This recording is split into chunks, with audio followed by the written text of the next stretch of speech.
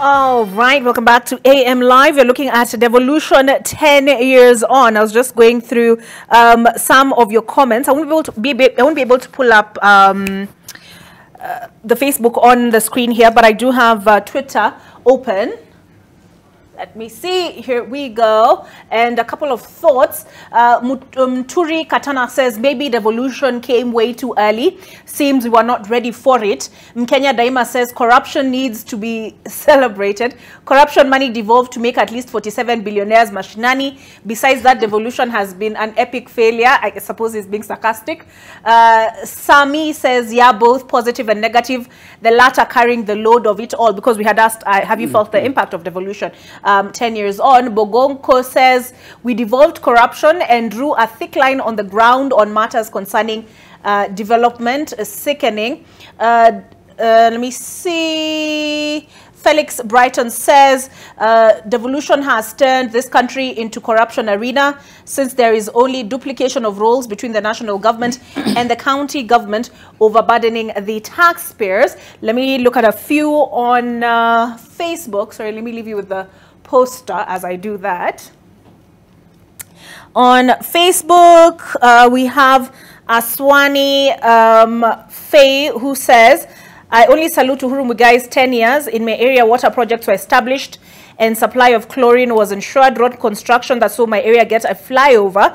That was good. Lastly, social amenities like schools were most upgraded and furnished. Engineer Mijengo says, brought more problems than its intended purpose. In fact, we opened more taps of stealing public money. I wish we could revert to the old constitution.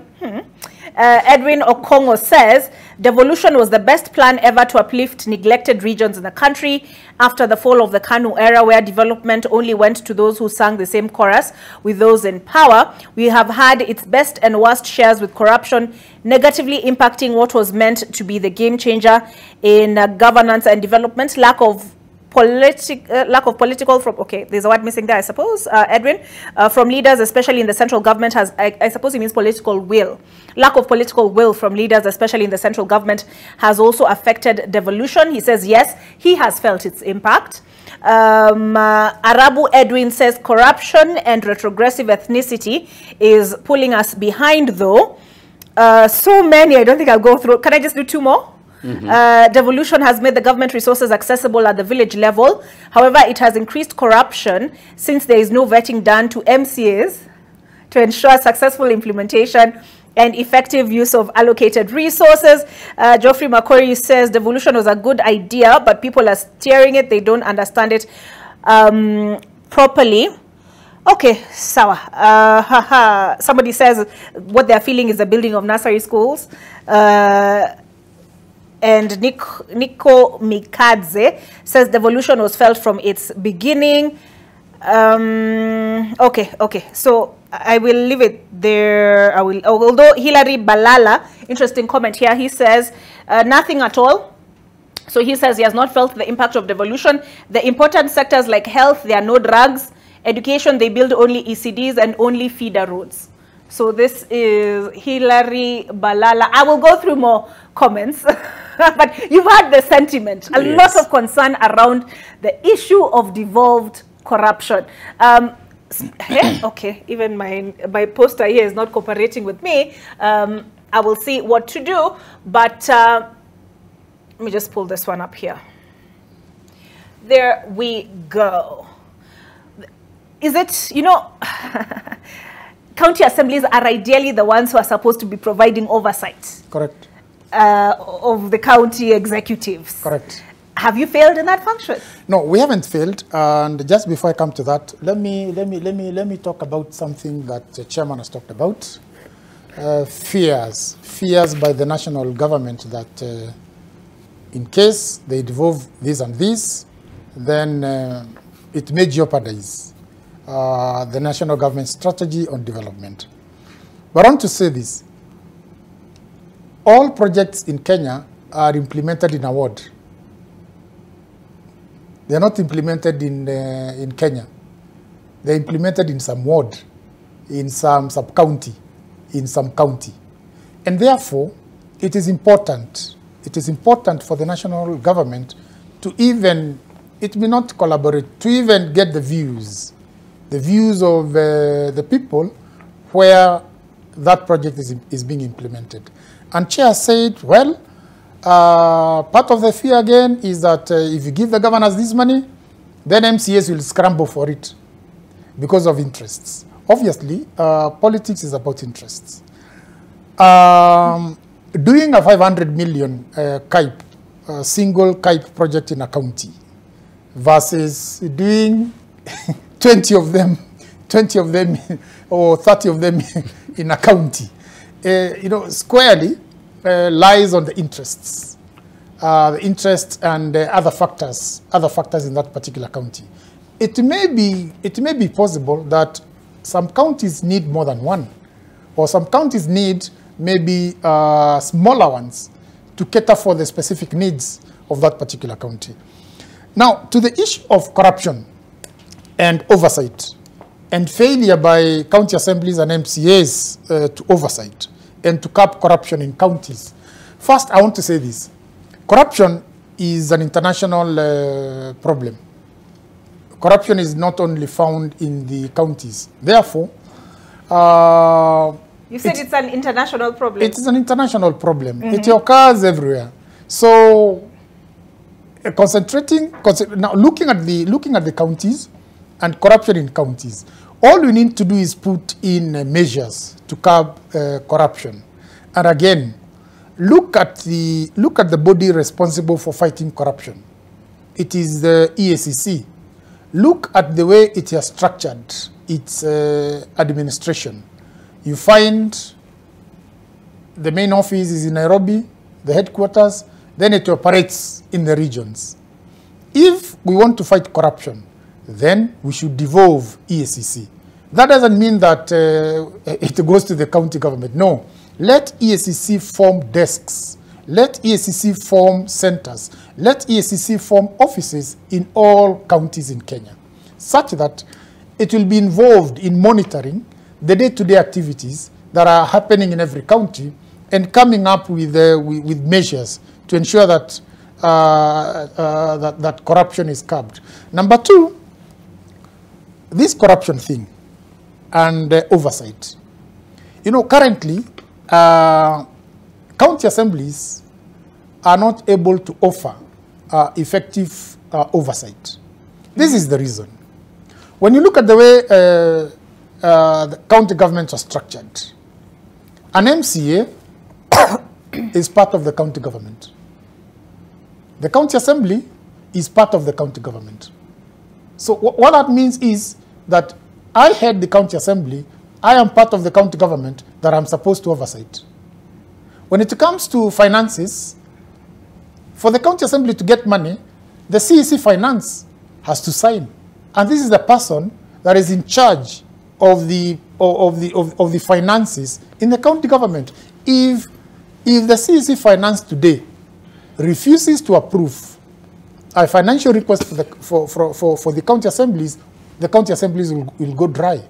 And therefore, there's a compromise when it comes to oversight in the county in the county governments.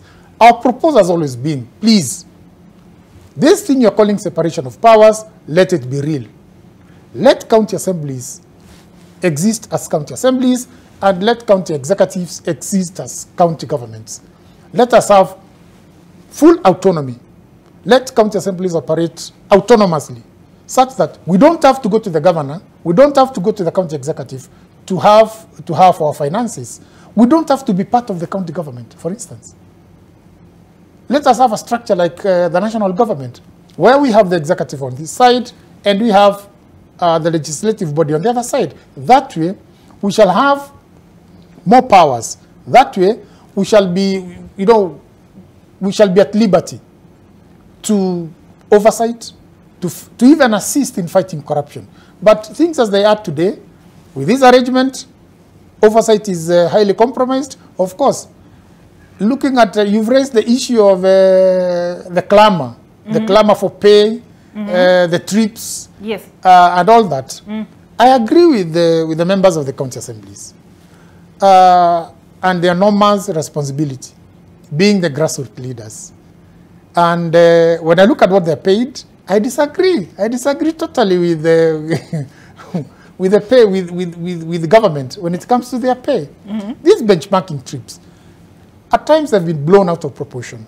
So at times they are necessary. Daktari talked of standards, right? And he talked of international standards. Okay, how do we talk of implementing or having international standards in the counties just in an ideal manner? It is also good. Can I ask you, these benchmarking trips, are they about really standards or per diem? And I ask that because the realities of our politics, right? Yes. When ukienda mashinani, ukienda wodi yako, every little problem, you're the nearest leader, watu wanakupigia nimekatiwa stima. Exactly. School fees sina, niko na mazishi, unaelewa? So of course, considering the pay, you may not be able to cover all of this. So tell me truthfully. I'm glad that you know the responsibilities.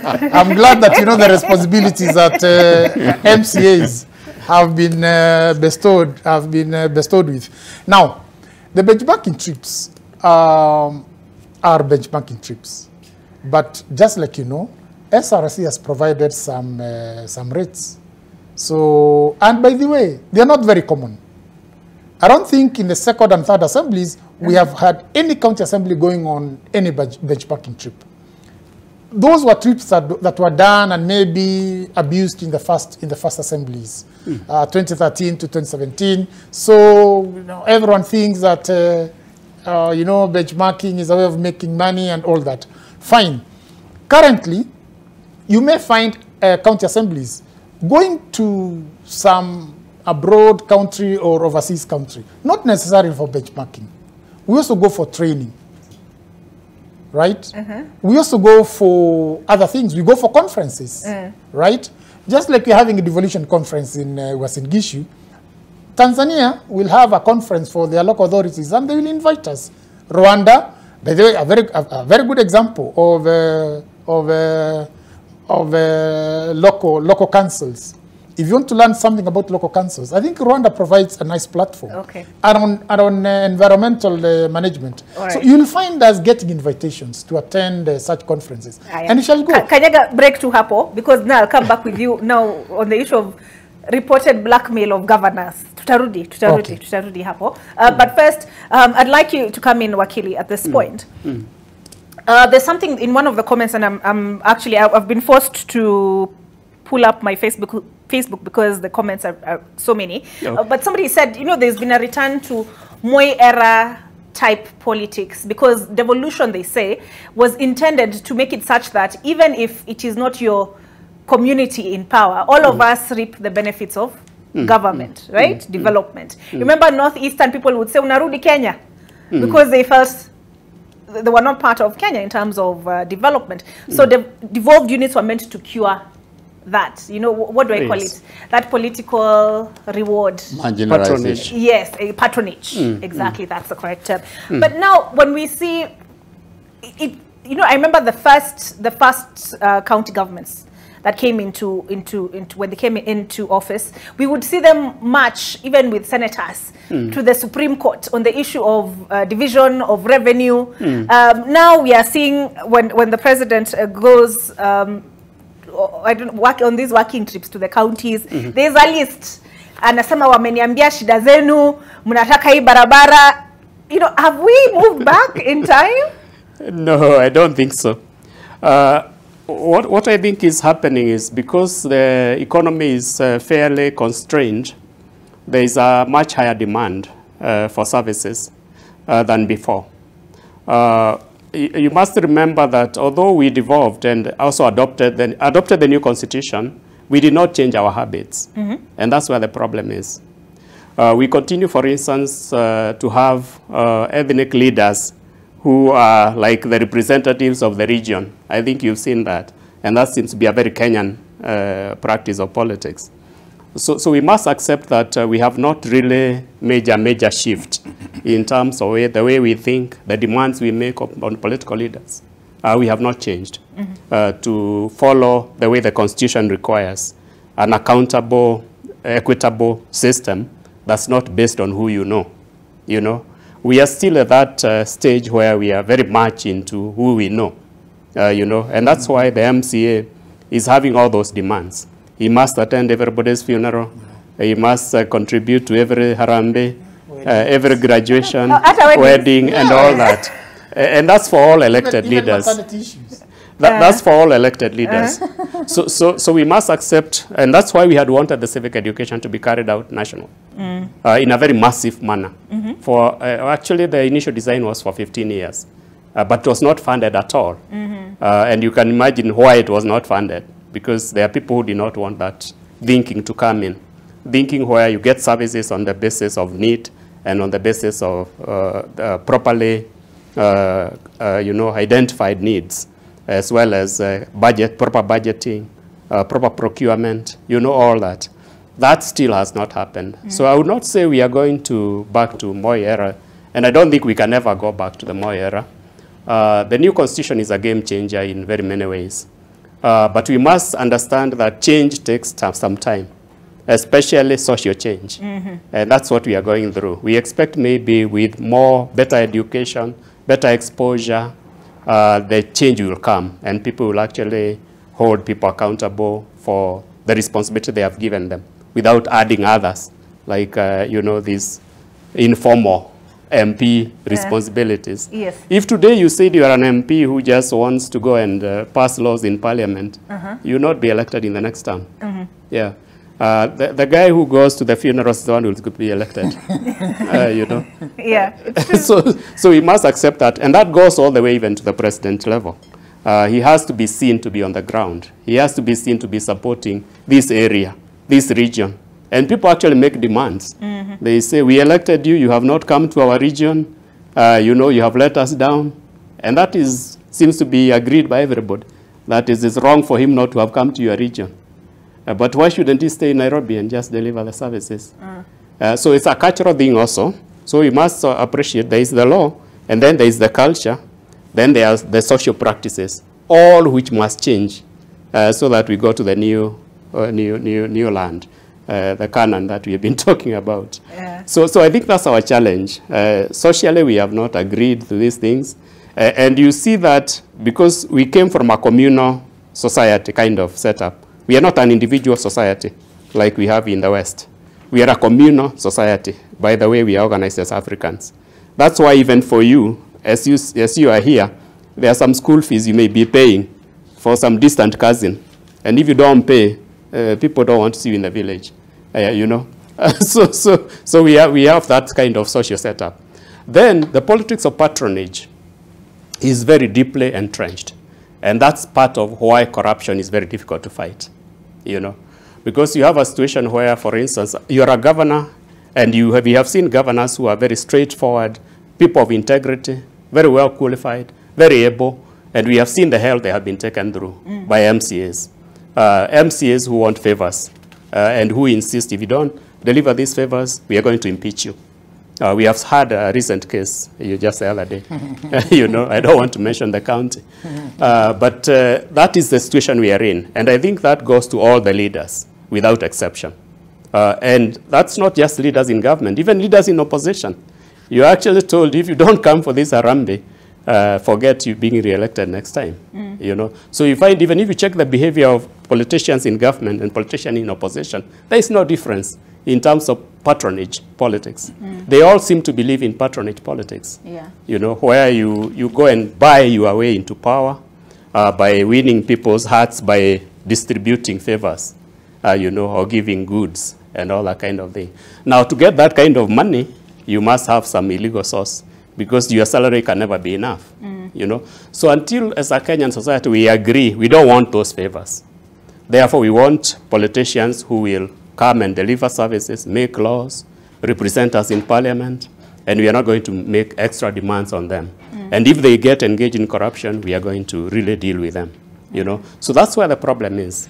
And that's why you see people who have been convicted for corruption back in parliament, you know, because the society has still not yet agreed that, you know, what they did was wrong, you know. So I think we must also remember the society we are working in. right. before we say this is, you know, bad politics or anything. They say all politics is local. Yes. Chairman, one of the big concerns around devolution is that a lot of the budgets, even the money that does go to the counties, is spent primarily on recurrent expenditure, a minimal amount, or rather less than the optimal optimal amount actually goes into development projects. Your thoughts on that? Okay, but permit me, before I go specific to that aspect, to say two things. You know, sometimes we are very hard on our public service because, first of all, corruption is not confined to the public sector, especially in this country. Because even at the local level, even in our farms, we are having that problem of corruption. Yes. You leave somebody with your cows and they milk them and you don't get any money. Are we together? So it is very important for us also to always keep that in mind. But on that note, I go back to what Dr. Kepara said here. We need civic education. When you read all those points on your Facebook about devolving corruption, about devolution coming toward, it just tells us how much more we need to inform Kenyans and educate them on where we are, where devolution is, and where it is going, and how it was expected to work. And let me say, you know, that those aspects we need to handle, because if you remember, your first question was about own source revenue. But the own source revenue, if the community gets the propaganda that there is a lot of corruption, then they will resist to pay taxes. Yes. Then they will resist, you know, to therefore support the government, the county government, in own source revenue. So there's a lot of work to be done. And again, to this, like when somebody says they only see about ECD and not about primary education, it again tells us the Wananchi don't know that the county governments are only supposed to deal with ECD, and they are not supposed to expected to handle even the bursaries they are giving for primary education. They are just being nice. That those are things which the county governments should not be doing. So back to your question about recurrent expenditure. Let me say, first of all, for every government, obviously there are expenditures which you cannot run away from. You have employees to pay, and you have to pay. When I mean, and this is a point which, I mean, this is probably not the best forum to do it, but that is again why I said we need a more serious conversation about how we expect, what we expect of county governments. Because, for example, when a county government employs very many ECD teachers, are we together? That is recurrent expenditure according to the budget. When the county employs very many nurses, and I'm saying this because actually more than half of the budget of literally every county government is salaries for ECD teachers and nurses and doctors. Correct me if I'm wrong, Honorable Speaker, but if I figure out, because I've looked at these figures in the past, I know that almost by the time you take care of those two groups of wages, then your recurrent expenditure is 75% done. Therefore, we cannot just make a sweeping statement that they are not giving enough to development.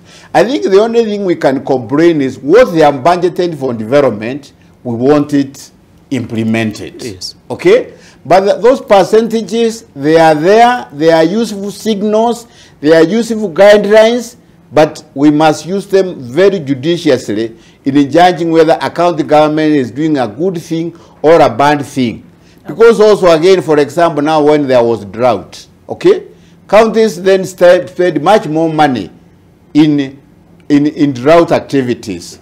Or even when a county, for example, like Nairobi, decides to feed its children, are we together? Because they are hungry and so forth, because they want them to do better in ECD and in education, okay? That money is generally budgeted, a lot of times is budgeted as recurrent expenditure. But actually, you know, it is part of the development efforts of that particular county. Okay. Therefore, for me, the only issue which probably, and this is not just for county government, even at the national level, we need to redefine what is recurrent and what is not recurrent. And if you ask me, It is recurrent only to the extent that it is an overhead expenditure which we use to do ordinary things. But for development activities like education, like health, and so we've got to be very careful to say that we are spending too much money on recurrent to pay teachers, to pay ECD teachers. We've got to be very careful about it. All right. Speaker, have the last word, tafadhali. Hii mambo ya kuimpeach governor. Yes. Is it because hamjapewa kakitu chini ya meza ama mmekanyagiwa trips? No. Hakuna. First, there is nothing we expect from the governor. Kitu chini ya meza ama kukanyagia trip. The only thing the only thing that the relationship between the county assemblies and the governor is that he or she heads the executive and the county assemblies have their roles. Now, let us look at this thing historically. And if you can, in a minute or less, naona muda kidogo. In the first assembly, in the first term of devolution, there were so many cases of impeachments. Embu was in the limelight then. Look at the second term assemblies. I think we had three. This term, we've only had one. And I can tell you, it has been a learning process. You know, devolution was new. The two arms that form the county government initially were exercising their authority. Okay, so the county assembly thought, yes, these are our roles, these are our responsibilities, these are our powers. On the other hand, the executives had their responsibilities and their authorities. And at times, they used to clash. But what has happened, as devolution gets entrenched into this country, the two sides are finding it better to have round tables, okay, have meetings to discuss issues. Just like I told you, MCAs and the county assemblies are part of the county government. Okay. Okay. The only thing that separates them is something called the doctrine of separation of powers. And any governor today would find it better working with the county assemblies, not necessarily giving them handouts or anything, but sharing his or her vision with the county assembly. And I can tell you, a majority of county assemblies in Kenya today are supporting their governors. Okay. The only thing they need to do is sit, agree, and you know, this starts from the planning. The 5-year plan, to the 1-year plan, to the CFSP, to the budget. Get them on board. Get them on board, and things will be okay. Okay, so I have to end the conversation there, but there's a lot we haven't touched on. But devolution is a broad subject matter, and one of them has been pointed out to me by one Dixon here in studio. That is the question of public participation. But can I pledge this? Can I pledge that after the devolution conference, I will request them to please come back for further analysis on this subject matter. And with me in studio, I have had Gishira Kibara, a constitutional lawyer, government specialist, Kidinji Kiragu, Chair, Intergovernmental Relations Technical Committee, Josiah Thiriku, Speaker, Embu County Assembly, Chair, County Speakers or Caucus. Sorry? No, unfortunately, they're threatening to cut us off. One second. But if you, can you really say anything in one Yes, just to say that we are in a very good place now to consolidate and deepen devolution, because we have in the person of Kenya Kwanza Gov, in the person of the president, we have commitment at the top level to devolution in ways in which we haven't seen it for the last decade. Okay. Number two, Chairman, it was 1 second. It was 1 second. Number two. No, Chairman, 1 second. I will have you back. I will request you to please come back. Vincent Kiprotich here says Kenya should change the constitution. Ogosh Drama King says yes, it is good. We have seen fruits. Shida ni ufisadi. Kipchumba Rapmayo says hakuna kitu. In fact, it should be disbanded immediately. Continue to share your thoughts on our platforms. My name is Olive Barrows, and I want to thank you for joining us on AM Live this morning. I make way for Winnie Lubembe and Your World.